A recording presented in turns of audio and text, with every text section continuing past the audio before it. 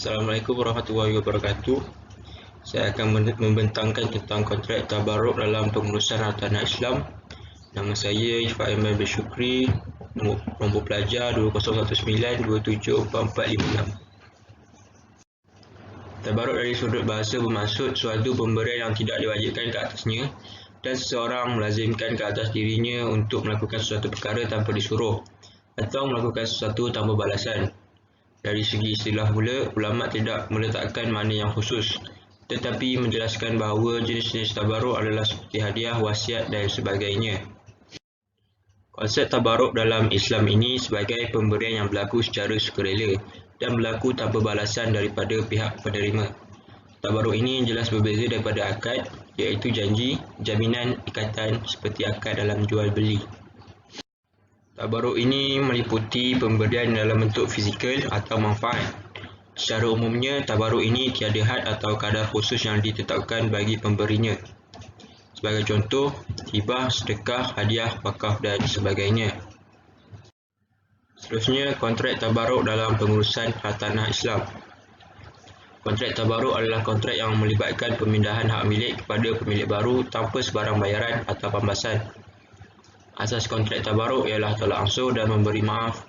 Nilai gantian wajar tidak diperlukan. Perancangan yang rapi perlu dilakukan bagi menjamin pengurusan harta yang sempurna.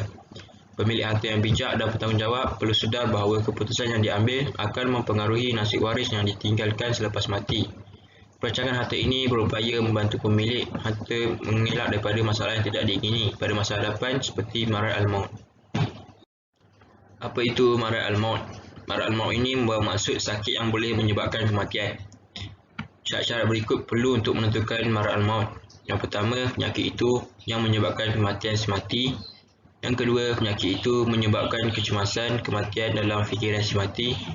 Dan yang ketiga, terdapat tanda-tanda luar yang menunjukkan bahawa penyakit itu berat. Seterusnya, saya akan memberi contoh tentang kontrak tabarruk dalam pengurusan hartanah Islam.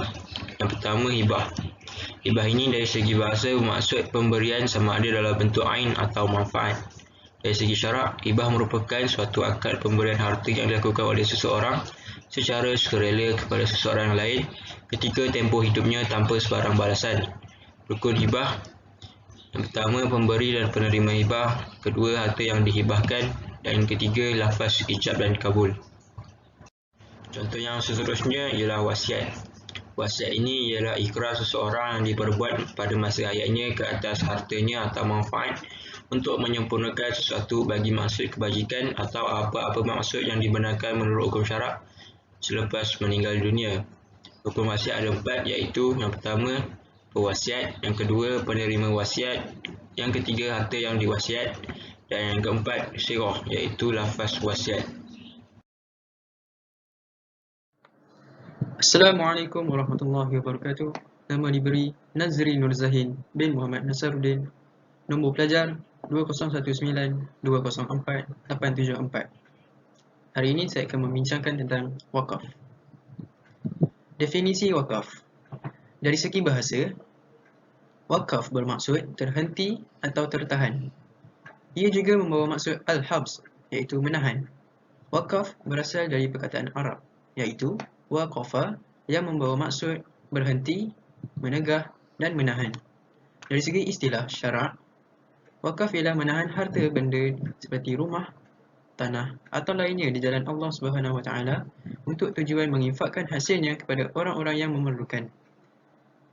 Selain itu, wakaf juga didefinisikan sebagai menahan harta benda yang boleh digunakan tanpa susu fizikalnya dengan cara menyerahkan hak miliknya kepada seseorang pengguna yang harus dan wujud dengan harapan ia dapat mendekatkan dirinya kepada Allah Subhanahu Wa Taala. Bagi hukum dan dalil wakaf, hukum berwakaf adalah sunat dan sangat digalakkan oleh syarak. Ini berdasarkan kepada dalil dari Al-Quran dan Sunnah seperti berikut. Firman Allah Subhanahu Wa Taala yang bermaksud, kamu sekali-kali tidak sampai kepada kebajikan yang sempurna sebelum kamu menafkahkan sebahagian harta yang kamu cintai, dan apa sahaja yang kamu nafkahkan, maka sesungguhnya Allah mengetahuinya. Surah Ali Imran ayat ke-92. Hadis Rasulullah SAW yang bermaksud daripada yang Ibnu Umar, beliau menyebut bagaimana Umar radhiyallahu anhu telah memperoleh tanah di bumi Khaybar Beliau lalu bertanya kepada Rasulullah SAW, "Wahai Rasulullah, saya telah memperoleh tanah di bumi Khaybar yang nilainya tinggi dan tidak pernah saya peroleh yang lebih tinggi dari nilainya. Apakah yang Tuhan hendak saya lakukan?" Rasulullah SAW bersabda, "Kalau kamu mahu, bagikan sumbernya dan bersedekah dengannya." Lalu Umar menyedekahkan tanah tersebut kepada fakir miskin, kaum keluarganya, untuk memerdekakan hamba, tetamu, dan orang musafir. Tanah itu tidak boleh dijual, dihibah atau dijadikan pusaka. Akan tetapi ia boleh digunakan dengan cara yang munasabah oleh pihak yang menguruskannya. Contohnya, memakan harta tersebut tanpa menjadikannya sebagai sumber harta. Rukun wakaf dan syarat. Yang pertama ialah al-sighah, iaitu lafaz akad. Lafaz yang digunakan dalam akad wakaf mestilah kata-kata atau tulisan yang boleh difahami untuk sesuatu tujuan wakaf, sama ada wakaf am atau wakaf khas. Akad adalah wajib bagi mengesahkan wakaf. Lafaz akad terbagi pada dua bahagian, iaitu lafaz sarih, iaitu lafaz jelas yang membawa maksud tertentu sahaja, seperti saya mewakafkan rumah saya untuk dijadikan rumah anak-anak yatim. Yang kedua ialah lafaz khianah, iaitu lafaz yang boleh difahami dalam banyak maksud, seperti hartaku adalah sedekah pada anak-anak yatim. Al-sighah dalam wakaf ini juga boleh difahami sebagai surat atau dokumen yang berkenaan dengan wakaf, termasuklah wasiat yang disebut dalam sesuatu sighah al-wakaf. Ia hendaklah jelas, tiada batasan masa, penerima dinyatakan dengan jelas dan tiada syarat tambahan seperti syarat khiyar. Yang kedua ialah al-waqif, iaitu pewakaf. Bagi al-waqif adalah disyaratkan pewakaf mestilah seorang yang merdeka, baligh, berakal, layak mentadbir sesuatu harta tersebut mengikut hukum syarak, waras dan tidak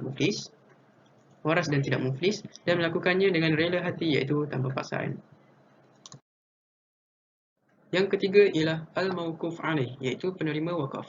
Al-mawquf alaih boleh ditentukan oleh pewakaf sama ada penerima wakaf tersebut khusus kepada seseorang atau lebih daripada seorang, atau penerima yang tidak khusus seperti masyarakat umum atau golongan tertentu seperti golongan fakir atau umat Islam.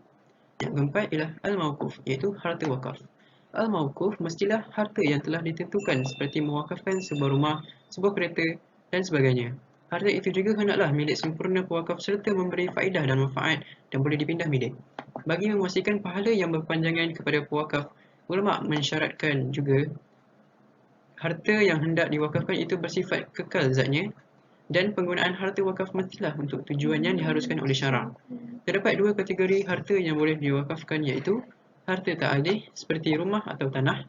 Yang kedua ialah harta alih seperti bahan bacaan, pakaian, kereta, dan sebagainya.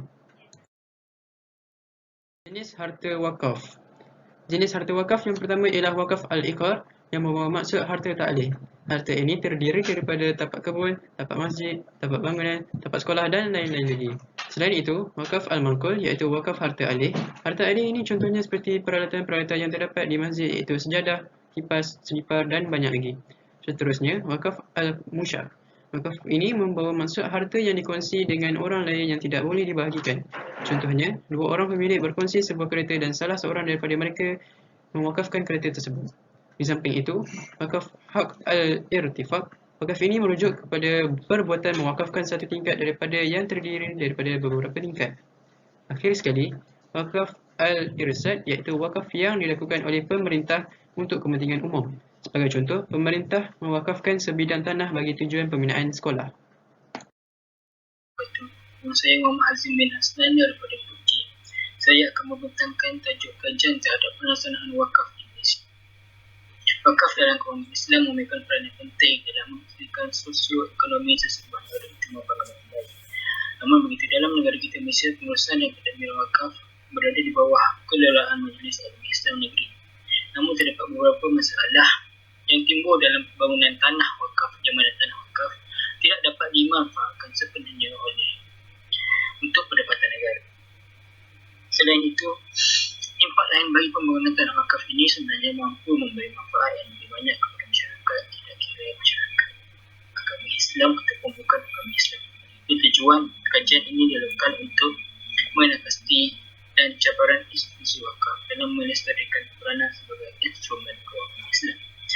Kepentingan kajian ini adalah bagi membantu pusat-pusat wakaf dalam mengambil tindakan selanjutnya dalam menangani masalah yang wujud serta membangun aktiviti wakaf di Malaysia, tidak kira aspek pengurusan luaran juga pengurusan dalaman.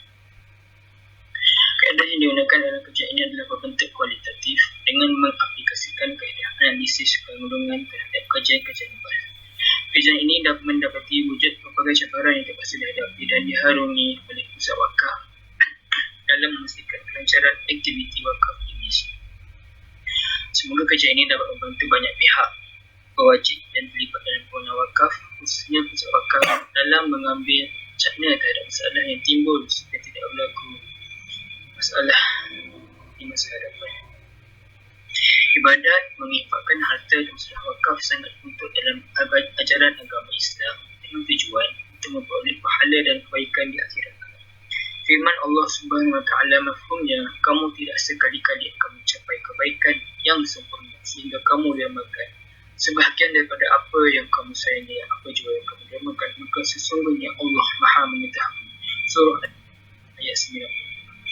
Dari segi perundangan pula, institusi wakaf dianggap satu institusi yang sudah lama wujud apabila dilihat semula sejarah wakaf bermula sejak zaman Rasulullah SAW sehinggalah sekarang. Walaupun Al-Quran tidak menyebut berkaitan wakaf secara langsung, namun perundangan Islam merujuk kepada sunnah dan perbuatan Rasulullah SAW berkaitan wakaf dalam menghasilkan perundangan wakaf.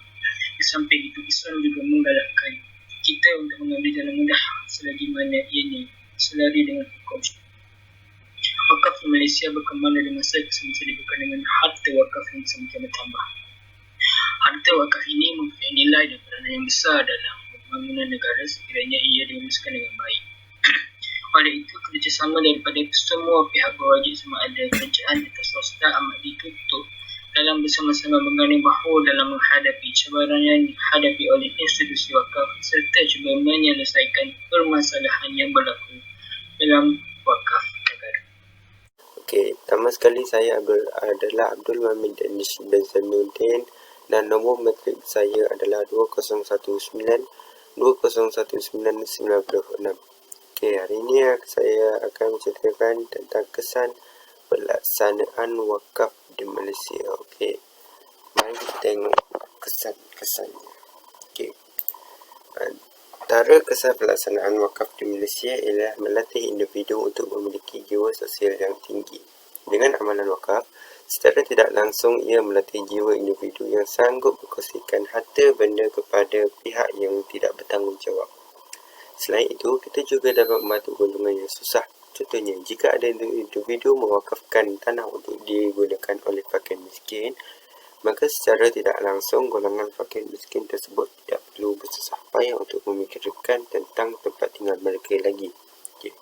Seterusnya, dapat menyadarkan kita tengok kesan seterusnya. Okay. Menyadarkan manusia bahawa tiada harta yang kekal di dunia ini. Okay. Harta yang dimiliki oleh manusia bukanlah hak mereka sepenuhnya. Harta yang dimiliki itu harus dikongsikan bersama orang lain kerana di setiap rezeki yang kita terima, terselit rezeki orang lain juga yang mendoakan kejayaan kita di dunia ini. Sama ada kita sedar maupun tidak, amalan berkongsi rezeki ini dapat menjadikan kita lebih tenang dalam menjalani kehidupan ini walaupun rezeki yang diterima itu tidaklah sebesar gaji yang kita inginkan. Di samping itu, wakaf juga menyumbang kepada pembangunan ilmu di negara ini. Harta yang diwakafkan berbentuk tanah kemudian terbinanya bangunan yang menjadi institusi pembelajaran semestinya akan membantu pembangunan ilmu terutamanya umat Islam.